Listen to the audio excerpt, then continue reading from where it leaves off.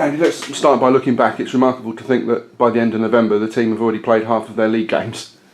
I know, yeah.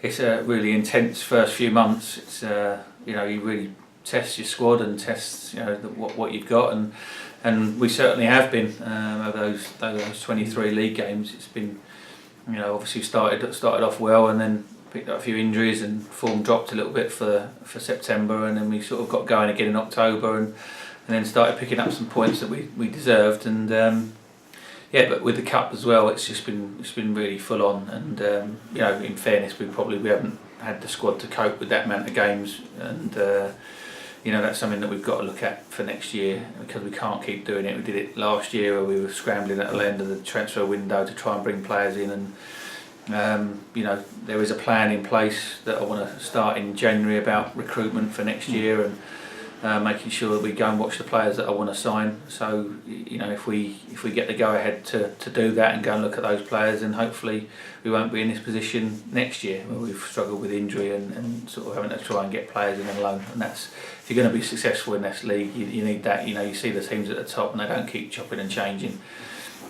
They don't bring in last minute replacements, and they've got a plan of what they want to do, and that just comes down to knowing what your budget's going to be and knowing what plan is for the coming season, and having a longer term plan as a club, really. So that's something that we've discussed with the board, and I've submitted a plan of what I want to do in terms of what we've got playing staff here, and how we want to move forward both in January and at the end of the season, in terms of the ones we've got and retaining those, and also the ones that we want to bring in. So hopefully we can get something moving on that and give us a better chance.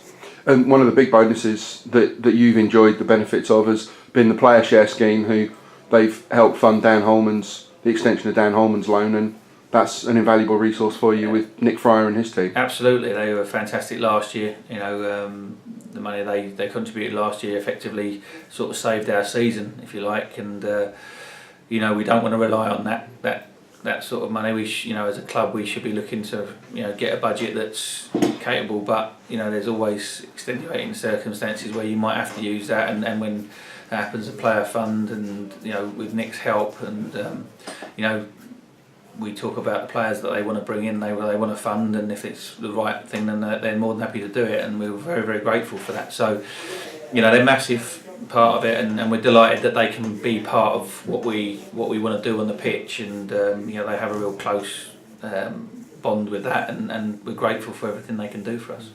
And the team are competing on three fronts. We had the FA Trophy draw this week. Burgess Hill Town, maybe a little known entity, but a dangerous one, given that they're, I think, one of only two unbeaten teams in the top 8 tiers, the other being Chelsea.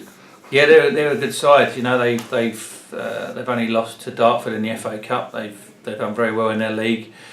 Obviously, they played 4 rounds in a trophy to get to this point. It's a nice little club, and I know a few people that have got connections down there and been told a lot of good things about them, and they're pushing to get promoted from that league.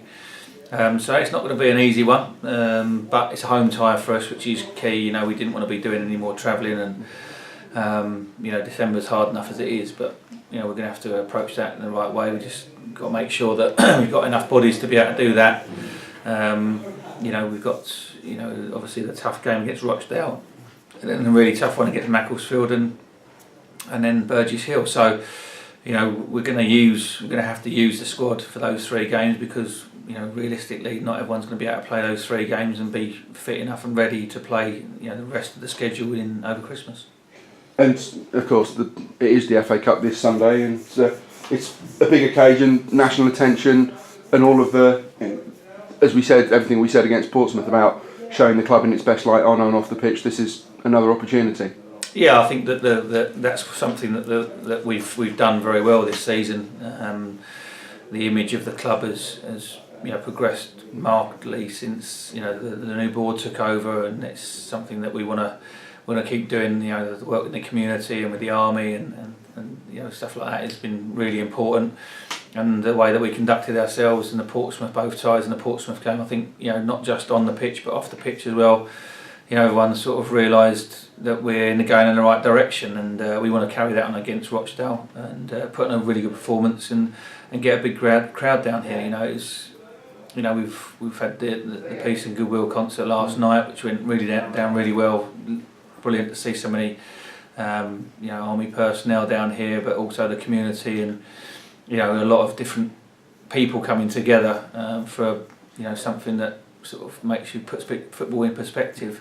But then you've got the contrast of after that, and realising all that stuff about, you know, the 100 years and the you know, the truce and the game of football in 1914, that there is a game on Sunday. So it does put things in perspective, but it makes you realise that, you know, those army personnel on the terraces last night singing were fighting for us, and we've just got to go and play football. So you know, it's important to us, but there is a bigger picture out there. But we want to represent Aldershot as a football club and Aldershot as a town, and the military. You know, we want them to get behind us and feel that they're part of what we're doing as well. Exactly, it is. You say it puts football into perspective and shows how trivial it ultimately is. But on Sunday, as the fighting spirit that we saw on the East Bank last night, you want the fans to be doing the same in their own way on Sunday. Absolutely, and they've done it. You know, to be honest, you know, people say, you know, we want a big crowd. We get the support. We get them behind us. You know, it's not a case of having to ask them. You know, the fans have got behind this club ever since I've been here, through good times and the bad times, and through indifferent performances and good performances. They come in their numbers, and you know, to take, you know, the numbers we did to Southport and Wrexham. You know, it's over Christmas and this time of year, it's difficult with the amount of time that you've got to spend travelling and the money, but they turn out in force and they get behind the team, and you know, we can only reward them for putting the performances on the pitch. We did that against Portsmouth. We gave them something to cheer about, and now this is another opportunity against a very good League One side to show that we can produce another good performance and hopefully cause an upset. And Rochdale, I think they're better away from home than they are at Spotland. They're the top scorers away from home in League One.